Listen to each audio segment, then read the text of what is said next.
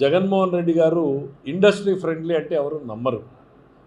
నిజంగా నేను తెచ్చానని చెప్పుకునే ముందు ఇదిగో పరిశ్రమలకు రావడానికి మీరు ఇది చేశాము, ఈ రాష్ట్రంలో ఇన్వెస్టర్ ఫ్రెండ్లీ ప్రయత్నాలు చేశాము అని మిమ్మల్ని నమ్మితే ఓకే, నువ్వు తెచ్చావో లేదో ఆలోచన చేస్తారు. నువ్వు ఉన్న పరిశ్రమల్ని తరిమేసే పనిలో ఉన్నావు కదా.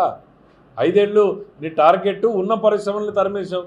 అమర్ రాజా 12,000 మందికి ఉద్యోగాలు ఇస్తూ ఇంకో 12,000 నుంచి 18,000 మందికి ఉద్యోగాలు ఇస్తాము మేము పెడతామంటే ఉన్న వ్యవస్థని మూసేదానికి పొల్యూషన్ కంట్రోల్ బోర్డుతో నోటీస్ ఇచ్చావు.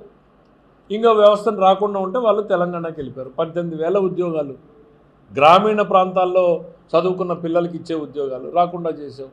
ఇట్లాంటి ఎగ్జాంపుల్స్ నీ అకౌంట్లో పెట్టుకుని ఉన్నవాడిని తరిమేసి వచ్చే సంస్థల్ని నేనే తెచ్చాను అంటే ప్రజలు నమ్మడానికి సిద్ధంగా లేరు.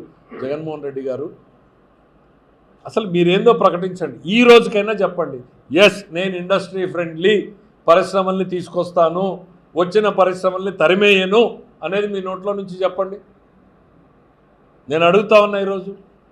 అమరావతి అంటే దాన్ని నాశనం చేసేకి చూస్తారు, విశాఖ అంటే నాశనం చేసేకి చూస్తారు, మెడికల్ కాలేజీలు అంటే టెండర్ లేదంటారు. మీరు ఆపమన్నా కూడా ఆగదు ఈ గవర్నమెంటు. అన్ని విషయాల్లో అనుకున్న లక్ష్యాల్ని సాధించి తీరుతా. మెడికల్ కాలేజీల విషయంలో కూడా మీరు చూస్తారు. ఈ రోజుకైనా మీరు స్టేట్మెంట్ ఇవ్వండి, నేను ఇండస్ట్రీ ఫ్రెండ్లీ, పరిశ్రమల ద్వారా మా పిల్లలకు ఉద్యోగాలు రావాలి, రాష్ట్ర ప్రభుత్వానికి ట్యాక్సుల రూపంలో పన్నుల రూపంలో ఆదాయం పెరిగేలా చేసేదానికి నేను పాజిటివ్గా ఉంటాను అనే మాట నీ నోటి నుంచి అనండి. 7 ఏళ్ల నుంచి తహతాలాడుతున్నారు ఈ రాష్ట్రంలో యువకులు కానీ పారిశ్రామికవేత్తలు కానీ. విందాం ఒకసారి ఎట్లుంటుందో చెప్పండి.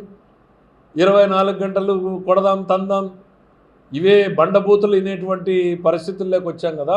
ఒక్కసారి పాజిటివ్గా మాట్లాడి చూద్దాం.